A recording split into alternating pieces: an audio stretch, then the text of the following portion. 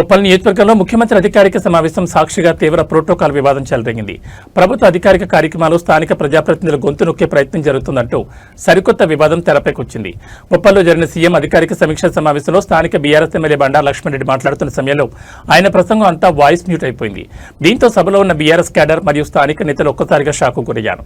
కావాలనే ప్రతిపక్ష ఎమ్మెల్యే గొంతు నొక్కేందుకు మైక్ కట్ చేశారని, ఆడియో లైన్ తీసేశారంటూ గులాబీ దళం తీవ్ర ఆగ్రహం వ్యక్తం చేస్తోంది.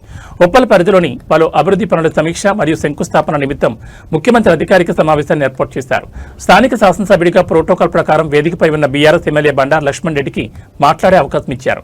అయితే ఆయన మైక్ అందుకుని ఉప్పల్ నియోజకవర్గంలోని ప్రజా సమస్యలు, పెండింగ్ నిధులు మరియు స్థానిక ఇబ్బందులను ముఖ్యమంత్రి దృష్టికి తీసుకెళ్లేందుకు ప్రసంగం ప్రారంభించారు.